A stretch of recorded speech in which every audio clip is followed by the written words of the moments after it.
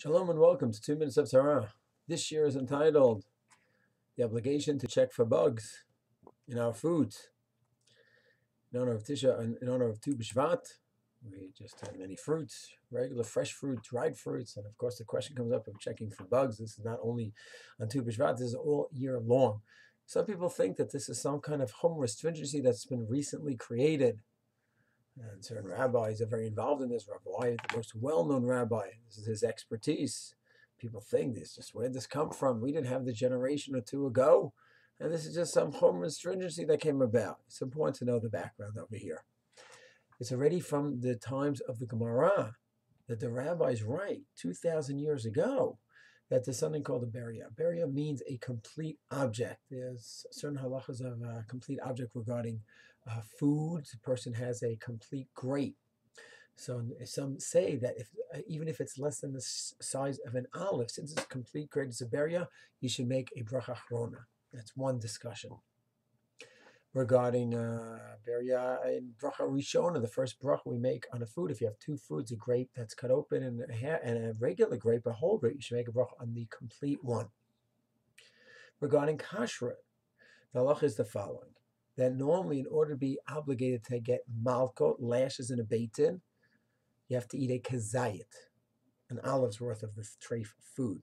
Of course, it's also even a drop, but the beitin, to give biblical lashes, 39 lashes from the Torah, that is when one eats a kazayit, an olive. So a person has a cheeseburger, a bite of it, and it's less than an olive's worth. Pig, less than an olive's worth, then of course the rabbis might punish this person, but in terms of biblical lashes, that's only when he has a kazayit.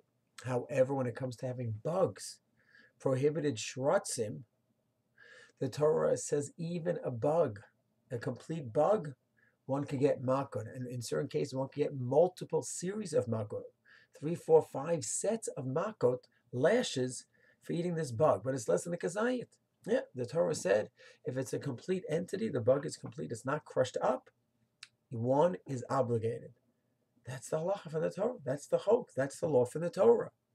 So the rabbis came along and said, and this is brought down in Yoreh De'ah, in the Shulchan Aruch, Siman Kufa, Siman 100, that normally we have the rules of batel b'shishim, something which is prohibited. If it's mixed into a mixture of 1 in 60, it's fine. You don't do that originally, l'chatchila, but if it happened, and you can now eat it. Child took a piece of dog food that was on the floor and threw it up and landed in the chillum packet, all mushed up. You don't know what's what anymore. It's 1 in 100, 200, so it's fine. You can eat it. But over here, by beria over here, what did the Torah say? That even a tiny drop, you are obligated. You get lashes. So the rabbis came along and they said that if that's the case, the Torah is so stringent, we're going to be stringent and we're not going to rely on batel b'shishim. And even if it's mixed into 60 or 70 or 80, it's still going to treif up the whole food. That is why we are so stringent when it comes to bugs mixed into the foods. It's Hashem. Part 2 will elaborate more on this very important topic. Shalom.